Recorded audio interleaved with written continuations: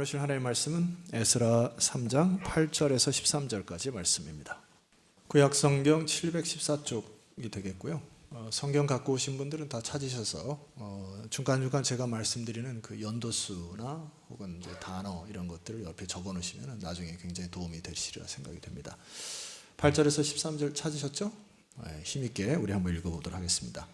예루살렘에 있는 하나님의 성전이 이른 지 2년 둘째 달에 스알들의 아들 수룹바벨과 요사닥의 아들 예수아와 다른 형제 제사장들과 레위 사람들과 무릇 사로잡혔다가 예루살렘에 돌아온 자들이 공사를 시작하고 20세 이상의 레위 사람들을 세워 여호와의 성전 공사를 감독하게 하며 이에 예수아와 그의 아들들과 그의 형제들과 감미엘과 그의 아들들과 유다 자손과 헤나닷 자손과 그의 형제 레위 사람들이 일제히 일어나 하나님의 성전 일꾼들을 감독하니라. 건축자가 여호와의 성전 기초를 놓을 때에 제사장들은 예복을 입고 나팔을 들고 아삽 자손 레위 사람들은 지금을 들고 서서 이스라엘 왕 다윗의 규례대로 여호와를 찬송하되 찬양으로 화답하여며 여호와께 감사하며 이르되 주는 지극히 선하심으로 그의 인자하심이 이스라엘에게 영원하시도다 하니 모든 백성이 여호와의 성전 기초가 놓임을 보고 여호와를 찬송하며 큰 소리로 즐거이 부르며 제사장들과 레위 사람들과 나이 많은 족장들은 첫 성전을 보았으므로 이제 이 성전의 기초가 놓임을 보고 대성통곡하였으나 여러 사람은 기쁨으로 크게 함성을 지르니 백성이 크게 외치는 소리가 멀리 들리므로 즐거이 부르는 소리와 통곡하는 소리를 백성들이 분간하지 못하였더라. 아멘. 지난 한 주 저가 친한 한 교수님이 은퇴를 했습니다. 그래서 은퇴식에 저를 초청을 해서 은퇴식을 다녀왔는데 교수로서 마지막 인생을 마감하면서 강연을 했어요. 그 강연의 제목이 사막 20장이라고 하는 주제 강연입니다. 인생을 사막으로 생각을 하고 그다음에 20번의 어떤 터닝 포인트를 이제 일생을 다해서 이렇게 쭉 말씀을 들었는데 돌아오면서 마음 한구석에 떠오르는 단어가 의미라고 하는 단어입니다. 결과적으로 우리 인생은 의미 있게 살다가 의미 있게 하나님 앞에 안기려고 몸부림치는 것 같다라는 생각입니다. 그래서 제 인생을 돌아봤죠. 저는 몇 막에 와 있나. 그러니까 사막으로 치자면 3막 정도 마친 거 아닌가 이런 생각을 해보고 그럼 여러분의 이제 인생이 다가갈 때 몇 막에 와 있는지 좀 점검해보는 시간을 가졌으면 좋겠고 오늘 내가 잘 살아왔는지 혹은 앞으로 남은 인생을 어떻게 살아갈 것인지 좀 같이 저와 함께 고민하고 또 말씀으로 도전받고 은혜 받았으면 좋겠습니다. 이 의미에 대해서 우리 기독교계에 가장 크게 이제 글을 썼던 사람 중에 한 사람이 이제 빅터 프랭클이라고 하는 분이십니다. 1946년에 유대인으로서 나치 포로 수용소에 있었다가 죽음의 수용소에서라고 하는 이 책을 제가 오래전에 읽고 굉장히 도전을 받았고요. 여러분 아마 평생 동안 이 책을 한번 읽었으면 좋겠다는 생각이 드는데 이 빅터 프랭클이 이 글을 쓰다가 그 전에 이제 이전에 심리학계가 오스트리아 빈 학파를 중심으로 크게 양대 산목으로 나눠집니다. 첫 번째는 이제 프로이드라고 하는 심리학자 아시죠? 그 다음에 알프레드 아들러라고 하는 심리학자가 있습니다. 그래서 프로이드라고 하는 사람은 우리 인간의 심리를 인간의 가장 강력한 동기를 쾌락으로 봤어요. 인간은 쾌락을 추구하는 존재이기 때문에 성취감과 즐거움과 욕구 충족을 주면은 인생을 살아갈 만한 힘이 생긴다. 이렇게 본 게 프로이드이고요. 알프레드 아들러라고 하는 분은 좀 다른 각도입니다. 이 아들러는 뭐라고 얘기했냐면 인간의 삶의 동기는 권력이다. 이렇게 정의를 했습니다. 그래서 열등감을 극복하고 권력을 추구하는 존재이기 때문에 성공과 지위와 통제력을 가져다 주면은 그 권력과 힘이 생기면 인간이 살아갈 힘과 동기가 부여한다. 이렇게 계속 오스트리아 빈 학파들이 주장을 했던 것인데 이 빅터 프랭클이 수용소에서 이 두 가지가 다 무너지는 것을 본 것이죠. 육신의 음식을 먹는 쾌락도 남을 지배하는 권력도 다 무너진 것을 본 것입니다. 근데 놀랍게도 그런 상황 속에서 삶을 먼저 포기한 사람들은 세상에서 유명한 힘을 가졌던 사람들이나 혹은 세상에서 잘 살았던 사람들이 끝까지 견디지 못하고 수용소에서 죽어가는 모습을 본 것이죠. 그런데 수용소에서 끝까지 살아남은 사람들의 공통점이 있었으니 그걸 제가 책을 이제 쭉 요약해 보니까 한 3가지로 압축이 되더라고요. 첫 번째는 내가 나가서 꼭 해야 할 일이 있다라고 하는 그 과업이 있는 사람들은 끝까지 살아남은 부분이 있습니다. 문장을 띄워주시죠. 두 번째는 나를 기다리는 가족이 있다라고 하는 그 사랑의 끈이 수용소에서 버틸 수 있는 힘이 되었다. 그리고 마지막 3번째는 이 고통 속에서도 무엇을 지키겠다? 인간의 존엄성을 지키겠다고 하는 삶의 태도를 붙잡았던 사람들의 이 3부류의 사람들은 수용소에서도 끝까지 살아남는 의미 있는 인생을 살았다. 그래서 이걸 3가지 스펙트럼으로 제가 요약을 해봤는데 과업, 사랑, 태도 이 3가지가 인생을 살아가는 의미를 가져다 준다 이렇게 보는 것이죠. 물론 각자마다 의미가 다를 것입니다. 어떤 사람은 일을 해야 의미가 있다고 하지만 그러나 이 각도가 다르기 때문에 여러분이 오늘 이 3가지의 스펙트럼을 가지고 이 말씀을 좀 깊이 묵상해 보려고 하니까 여러분 안에 의미가 회복되는 복된 시간이 되었으면 좋겠습니다. 질문 하나 하고 시작하죠. 가끔 이제 예배 시간에 보면 피곤하신 건 알겠는데 이제 두 눈을 감으시면은 삶의 의미가 없어 보여요. 그냥 제가 느낌은 저에겐 트리거로 다가옵니다. 그러니까 이왕 예배 오신 김에 정신 똑띠 차리시고요. 의미를 찾아야 될 거 아닙니까? 질문 하나 할게요. 여러분 삶에 의미가 있습니까? 네. 오늘 아가페 찬양 참 감사했습니다. 마음의 잠잠한 감동으로 삶이 재미있습니까? 네. 자, 이 3가지 중에 사실 어느 하나 붙들어도 의미를 회복할 수 있다고 제가 판단이 돼요. 그래서 오늘 이제 본문의 말씀으로 좀 살펴볼 텐데 지난주에서 에스라 3장은 이제 고국으로 돌아온 사람들의 이야기이잖아요. 근데 안타까운 것은 돌아온 사람들이 한 5% 정도밖에 안 된다는 사실이고요. 5만 5천 명에서 한 6만 명 정도였기 때문에 한 5% 채 안 됐습니다. 그러니까 바벨론 땅에 남아있던 사람들은 지난주에 선포했듯이 안주감이나 타협함이나 이런 걸 통해서 그 땅에 머문 것이죠.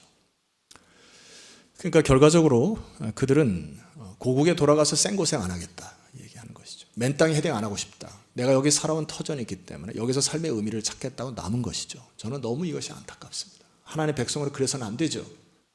이 땅의 쾌락이나 이 땅에 주는 권력이나 힘에 오히려 바벨론에 머물면서 그 권력 아래에 편안한 삶을 추구하는 것들에 물들어 있을 확률이 높습니다. 사랑하는 성도 여러분, 저 여러분이 얼마나 살길까요? 이 땅에 살면서 바벨론의 문화나 바벨론의 가치나 성공에 노란하지 않기를 주 이름으로 축원해요. 그의 위치와 자리에서 벗어나는 것이 삶의 의미요 하나님이 진정을 원하시는 삶의 가치이라고 저는 확신합니다. 그래서 고국으로 돌아온 사람들의 행실을 보면 이 부분을 한번 보도록 하겠어요.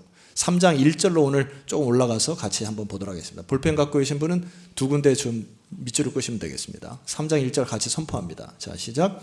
이스라엘 자손이 각자의 성읍에 살았더니 7째 달에 이르러 둘째의 예루살렘에 모인지라. 자, 여기 중요한 그 단어 하나가 7째 달이라고 하는 단어에 밑줄을 쫙 끄시고요. 그 밑에다가 티시리 월 이렇게 적으시면 되겠습니다. 티시리. 그 다음에 두 번째 줄을 끄셔야 될 것이 일제히라고 하는 단어의 밑줄을 쫙 껐으면 좋겠습니다. 이스라엘 자손이 고국으로 돌아와서 각자의 성읍을 살았다라고 하는 이때는 BC 538년입니다. 여러분 연도수를 한번 적어 놓으시면 되겠습니다. 그 옆에다가 BC 538년 이렇게 적어 놓으시고요. 고레스 왕이 고국으로 돌아가라 선포했던 연도가 언제였다고 했죠? BC 539년입니다. 그러니까 작년에 고레스 왕이 선포를 해서 이 사람들이 538년 1월은 이제 종교력으로 니산월이라고 하는데 1월에 출발을 합니다. BC 538년에. 그래서 한 4개월 여정으로 고국으로 돌아옵니다. 그래서 고국으로 돌아온 날이 5월 달 정도가 돼요. 그 5월 달을 종교력으로 하면 아브월 이렇게 얘기합니다. 성경에 가끔 등장하는 달이 있는데 그냥 기억하시면 되겠습니다. 5월 달에 도착을 해서 한 2, 3개월 동안에 각자의 성읍에 집에 흩어 살았습니다. 자기 집이 궁금했겠죠? 자기가 키웠던 개똥이, 소똥이 뭐 이런 거 가축들이 살아있는지 혹은 터가 있는지 자기 집이 무너져 다 봤겠죠. 근데 2, 3개월 지나가지고 티시리월, 종교력으로 7월 달에 일제히 어디에 모였습니까? 예루살렘에 모였다고 했습니다. 왜 모였을까요? 의미를 찾아서 모인 것입니다.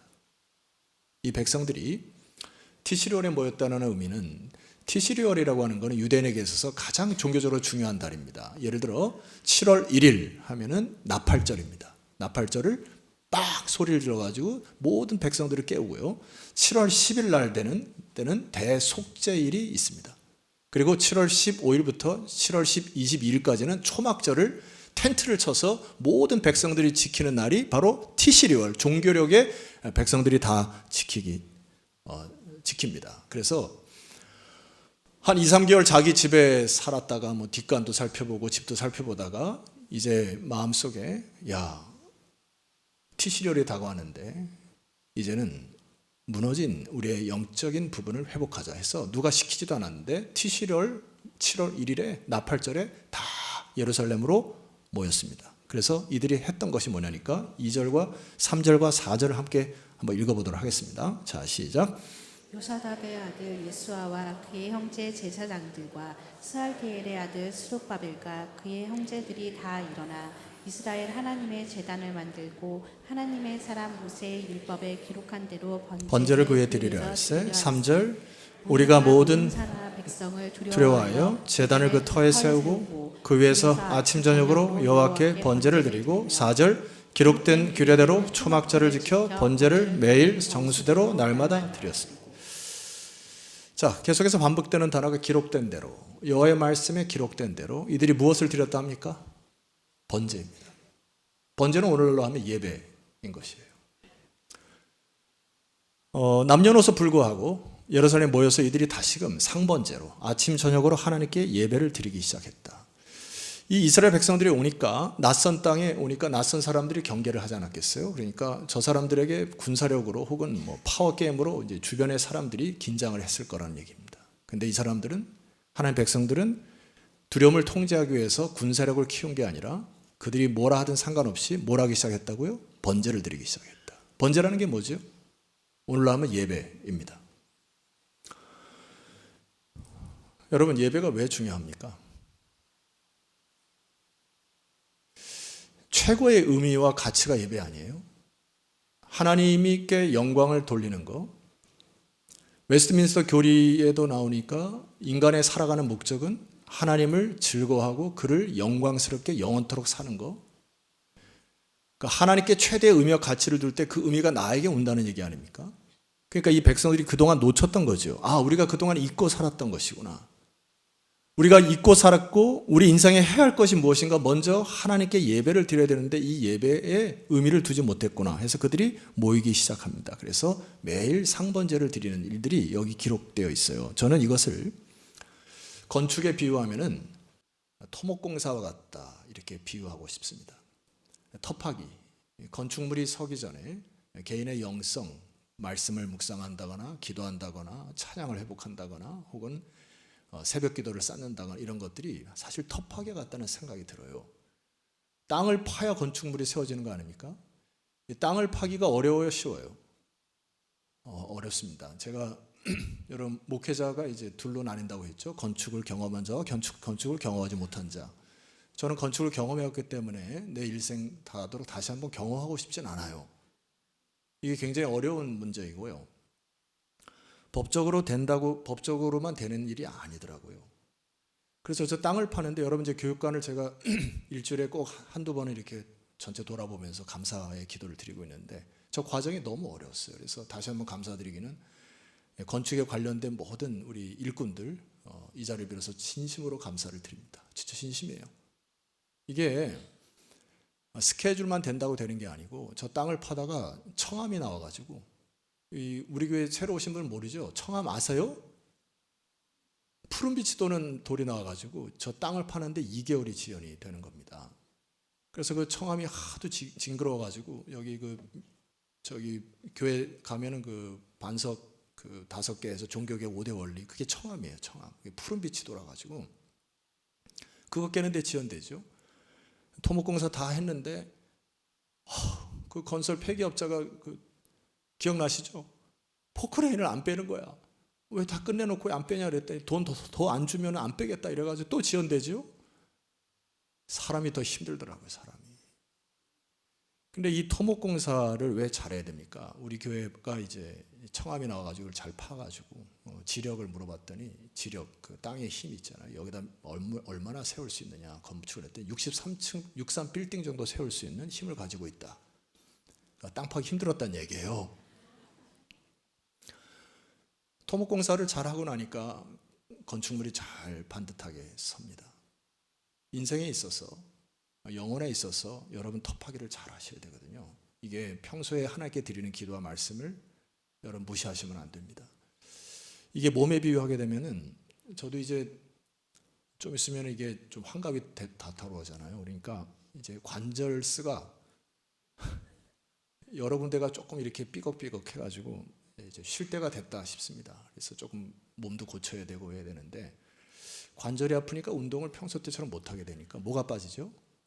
근육이 빠져버립니다. 그러니까 몸의 기능이 약해진다는 얘기예요. 영적인 것도 마찬가지로 영적인 근육이 튼튼하지 못하면 쉽게 무너집니다. 하나님 앞에 말씀과 기도로 평소에 마치 이 백성들이 오셔서 번제를 드리듯이 다시 영적인 그 엔진을 가동시키지 아니하면 쉽게 무너진다는 얘기예요.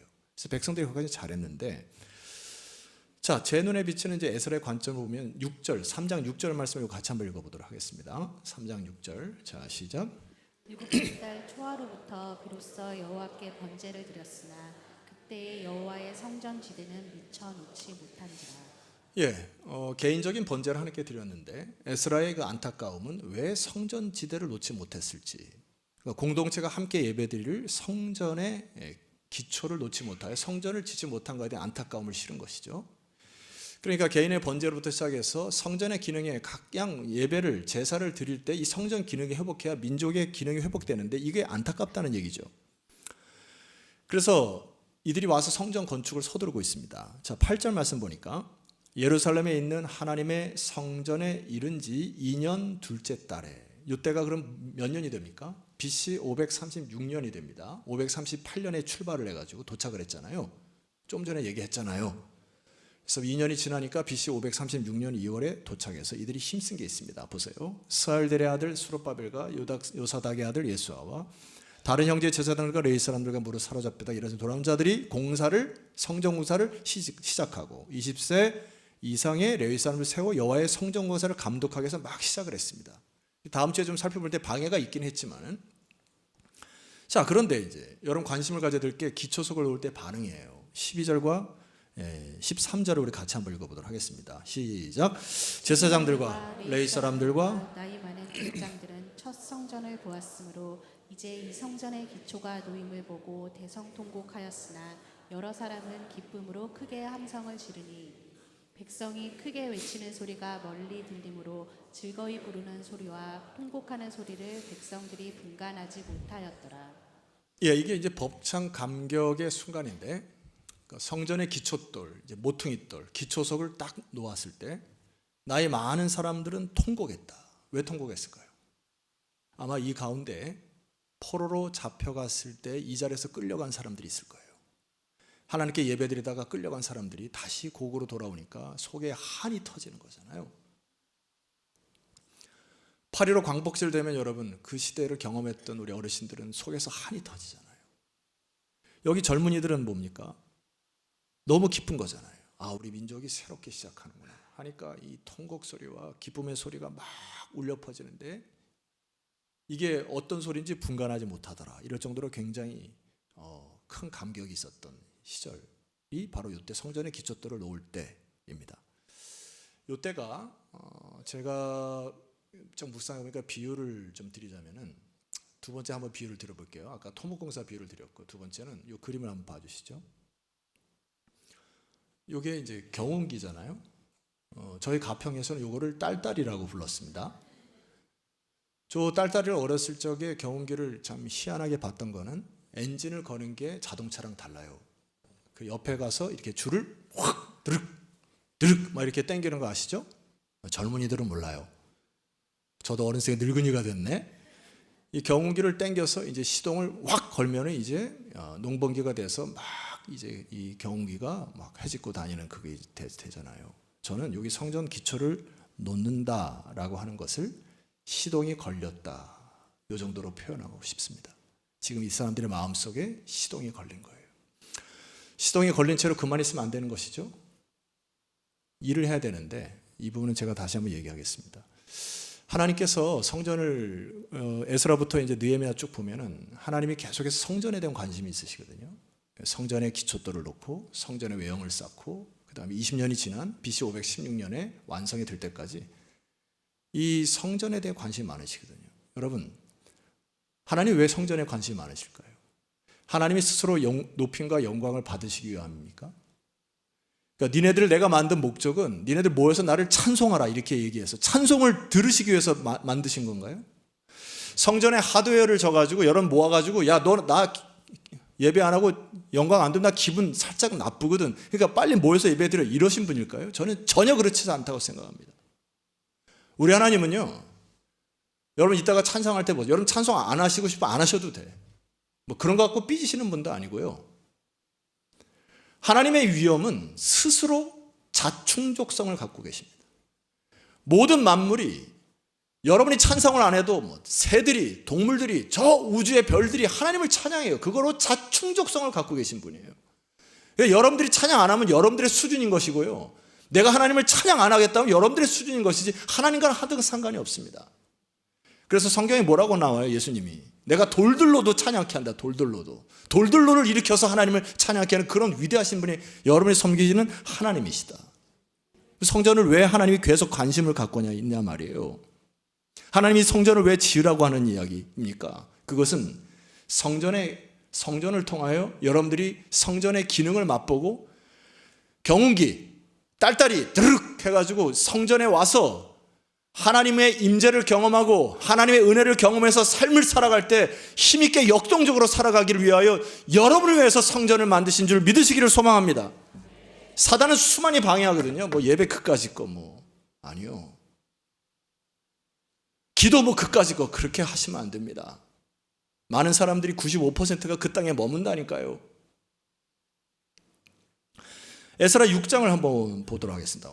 올라와 보시죠. 여러분 성경을 펴보세요. 에스라 6장 16절 말씀 보면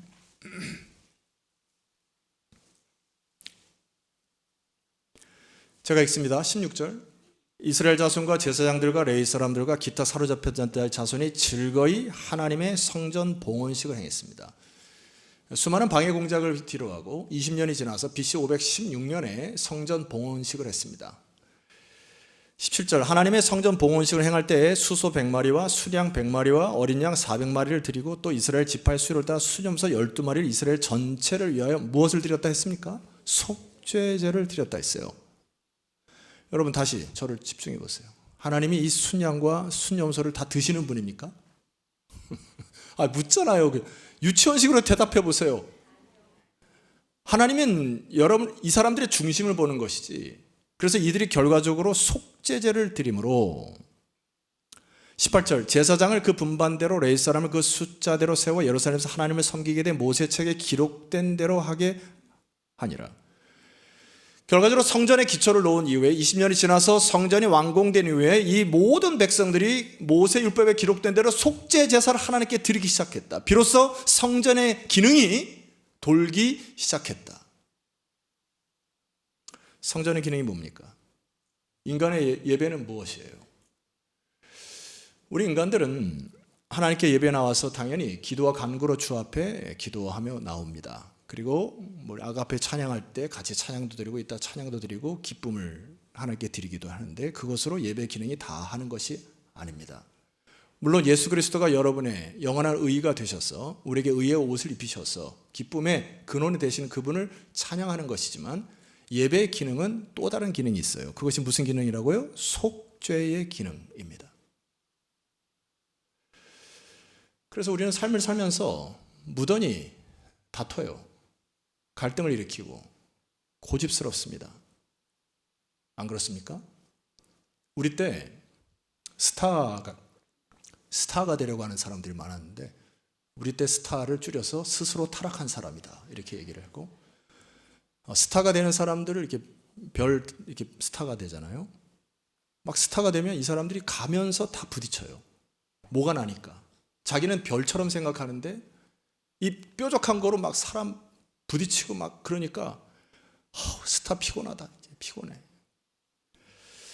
성도 여러분, 성전에 와서 속죄 기능이 뭐예요?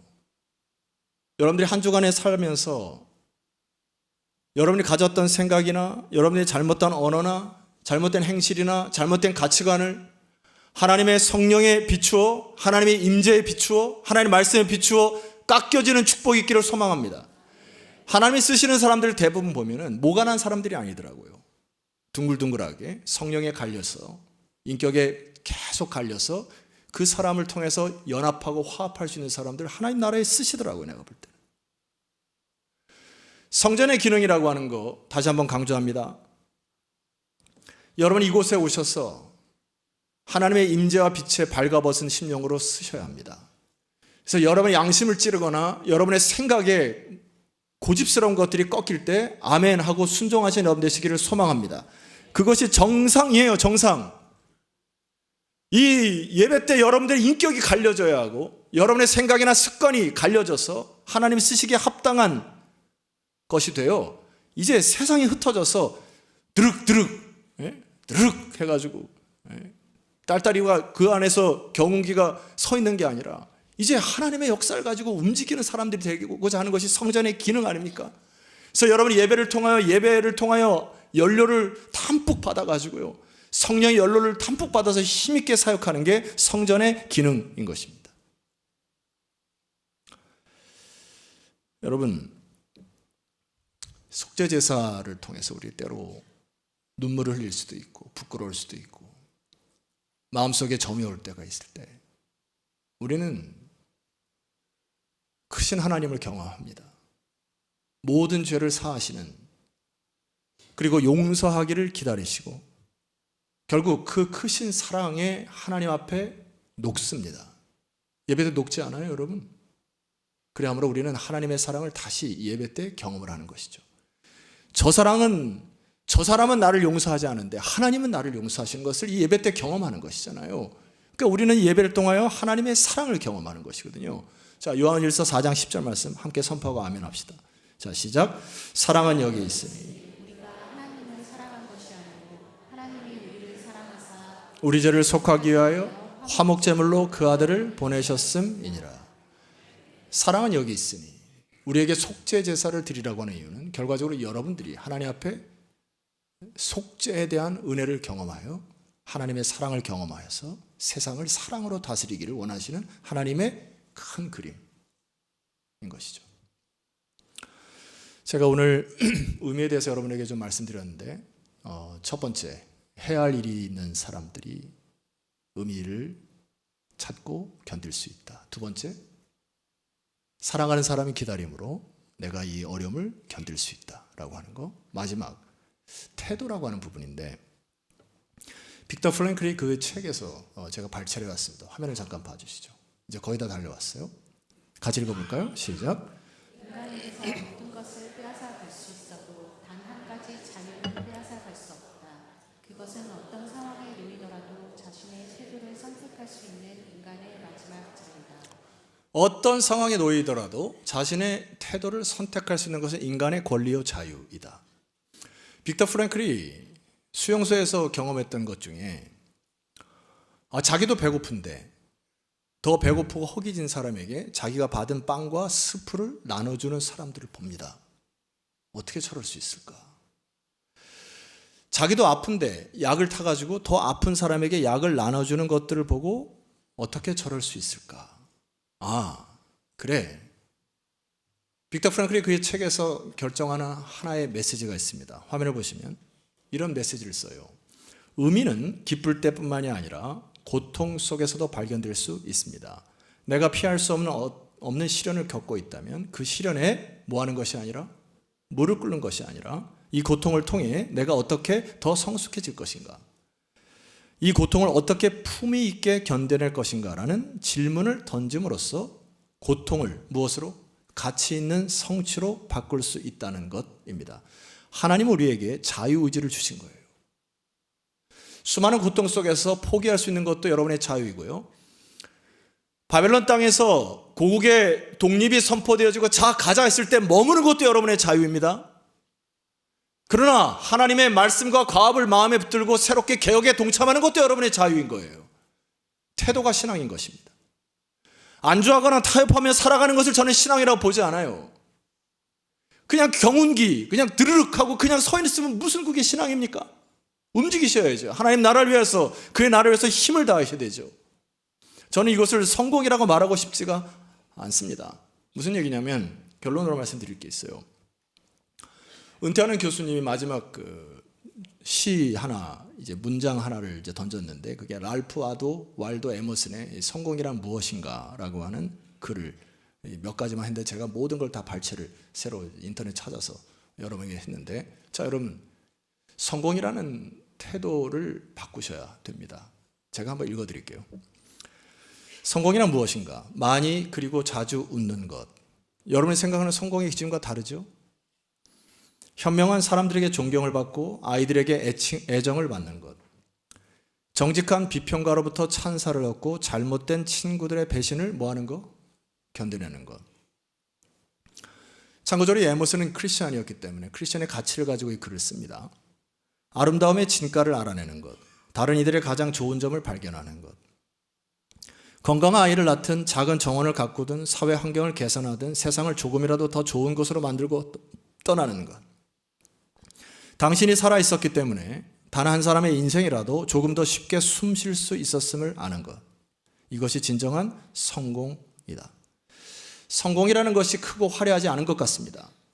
이 사람에 의해 보면은 멀리 있지도 않은 것 같아요. 너무나 가까이 있습니다. 화려하지도 않아요. 근데 우리는 너무나 세상적인 성공에 마음이 빼앗겨서 현실을 제대로 살지도 못하고 먼 미래에 투자를 할 생각으로 바로 앞에 있는 사람에게 손을 내밀지도 못한 채로 살아가는 것은 거부해야 될 것입니다. 제 친구 중에 기인이 하나 있어요. 차츰차츰 말씀드릴게요. 이 친구가 학창 시절에 교정을 막 떠들고 다니면서 혼자 막 선포하고 다닙니다. 1000년도 살지 못할 것들이 100년은 산다냐? 뭐 이러면서 막 신학교 교정을 막 미친 사람처럼 이렇게 다니고 있어요. 제 친구인데 가끔 메아리가 들려. 가끔 메아리가. 신앙이라는 게 뭡니까? 우리는 마치 1000년, 100년 살 것처럼 막 미래의 화려한 꿈을 꿉니다. 사탄의 도전이에요. 그것은. 오늘을 살아가시기를 소망합니다. 그리고 오늘 최선을 다하세요. 가까이 있는 사람 사랑하세요. 태도를 바꾸는 것입니다. 이 고통을 재해석하는 것이 신앙의 힘이라고 저는 생각하고요. 자, 고린도서 3장 11절 말씀, 우리 다 같이 자리에 일어나서 이 말씀 선포하고 아멘 하면은 제가 설교를 마치겠습니다. 준비되셨죠? 함께 선포합니다. 자, 시작. 이 깎아둔 것 외에 능히 다른 터를 깎아둘 자가 없으니 이 터는 곧 예수 그리스도라. 성도 여러분, 성전의 기초돌, 모퉁이 돌은 예수 그리스도이십니다. 자, 그러니까 성전의 모퉁이 돌 예수 그리스도 위에 세워진 집들은 건축이 세워질 거예요. 그러지 않은 건 다 허물어질 것입니다. 그러니까 무엇을 조심해야 하셔야 되냐면은 내가 어떤 생각이나 언어나 행동이나 습관을 하기 전에, 내뱉기 전에 그리스도에게 물어보시는 거예요. 주님, 이게 진짜 맞습니까? 이 선택이 맞습니까? 내가 이 말이 저 사람에게 상처를 주는데 해야 될까요? 말아야 될까요? 스톱하세요, 일단은. 그리고 그리스도에게 물어보고 주님이 허락하시면 얘기하고 그 언어와 행위와 습관들이 하나님 나라를 세워가는 건축물이 되는 것입니다. 우리의 예수 그리스도가 여러분의 영적인 기초돌이 되신다. 할렐루야. 모든 것을 그 위에 세우셔야 합니다. 찬송드리겠습니다. 우리 함께 기도하겠습니다. 여러분, 행복의 기준과 성공의 기준이 다른 것이에요. 하나님 백성들은 여러분 결단했으면 좋겠습니다. 시동이 걸린 채로 서 있는 경운기는 멋스럽지가 않아요. 하나님 나라를 위해서 힘을 다하는 사람들이 멋스러운 것이죠. 두 번째 기도합시다. 나라와 민족을 위해서 기도해야 될 것입니다. 우리 국민의 기본권인 참정권까지도 무시되어진 상황이에요. 이것을 우리가 비난과 비평만 하고 있으면 안 됩니다. 하나님, 곳곳에서 하나님의 자녀들이 일어나게 하여 주옵소서. 하나님의 정의와 공의를 실현할 수 있는 이 사람들이, 하나님을 두려워하는 사람들이 정치권, 경제권, 사회, 문화 곳곳에 하나님의 영광을 드러내게 하옵소서. 우리 합심하여 한 목소리로 기도하는 시간을 갖도록 하겠습니다. 기도하겠습니다.